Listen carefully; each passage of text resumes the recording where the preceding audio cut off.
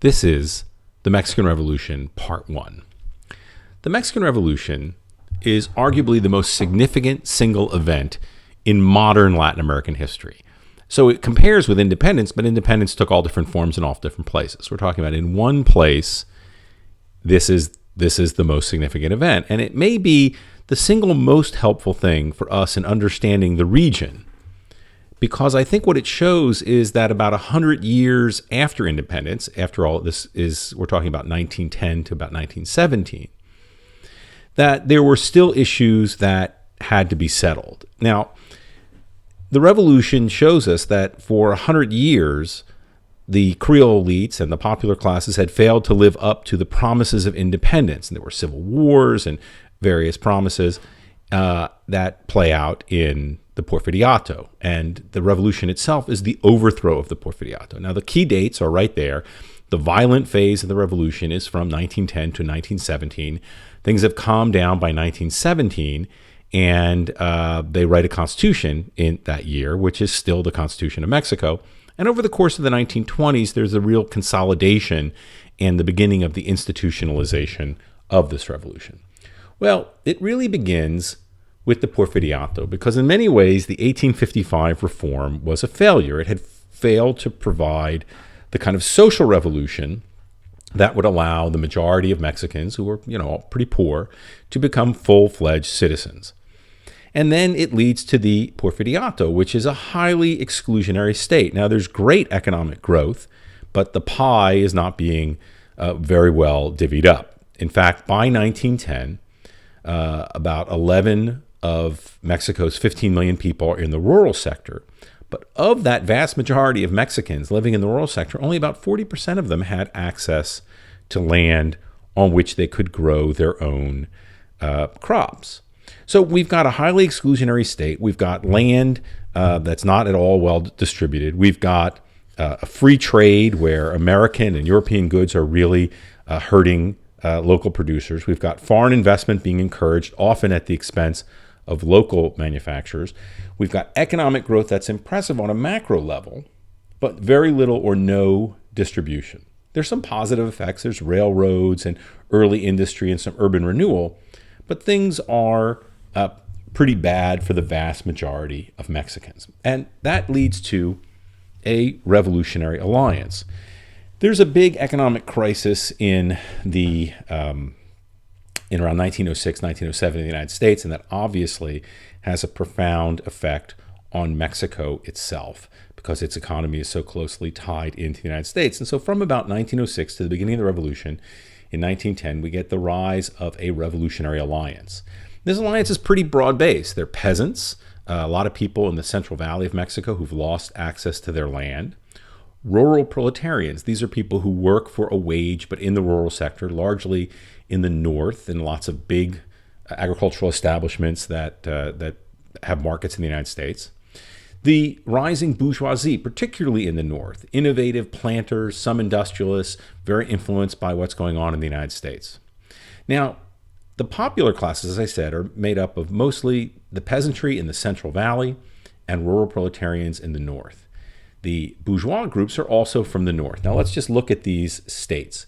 So the bourgeois coalition, right, the rising industrialists, are from Sonora, Chihuahua, and Coahuila, right there on the northern border. And if you look at kind of Jalisco, Guanajuato, and then where it says Distrito Federal, these are all areas, Michoacan, these are all areas that produce lots of peasant armies. Now, obviously, what's missing here is any group from the working class, and they come into our scene much later. But in the initial overthrowing of the Porfiriato, urban workers and the organized left are absent. Now, some of you may have heard of two of the most famous popular class leaders, and one is Emiliano Zapata, who was a peasant leader from the state of Morelos, which is in the Central Valley, and he really was someone who was concerned about getting his followers access to their old land. That land was taken away and they wanted it back. He believed in a kind of local form of democracy, but many of his demands were not super forward-looking. They were more, we want the way things were before the Porfiriato. The other leader, many of you may have heard of, is Francisco Pancho Villa, who was from the state of Chihuahua in the north. And you see him on the horse. It was an army of rural proletarians, rural workers. They were highly mobile. They were very modern.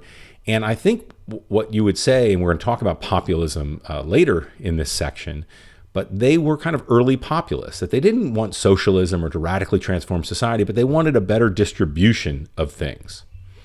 The bourgeois coalition were people who were modernizing elites who felt as though the Porfiriato basically just gave as many benefits as it could to its allies, not to the that winners and losers were decided politically, not economically.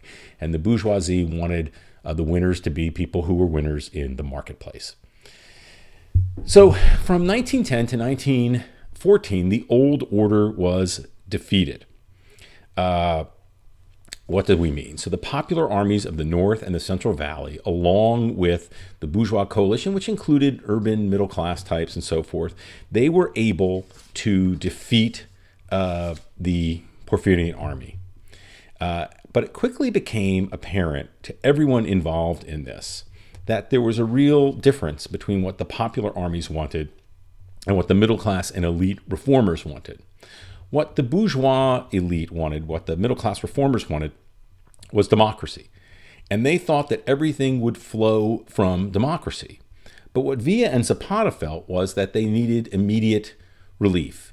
And there's actually a famous episode that displayed all of this.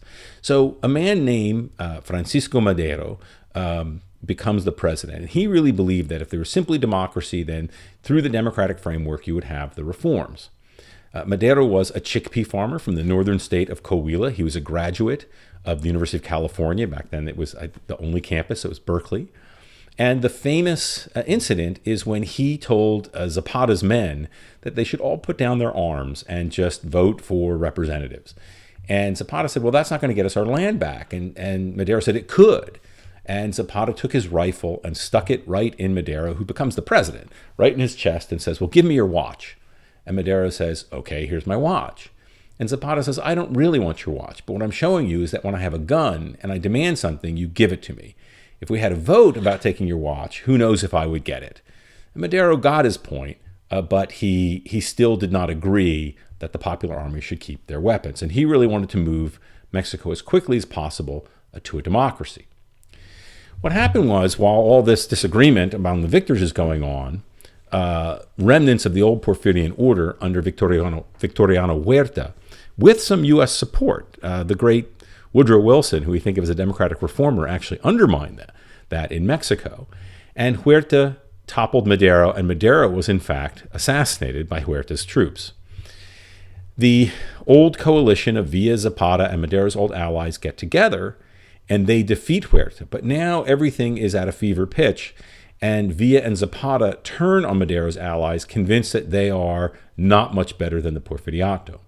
And between 1914 and essentially 1920, although it's almost over by 1917, there is a tremendous amount of conflict between the popular class armies of Villa and Zapata and the more middle class and innovative elite, the bourgeoisie's armies.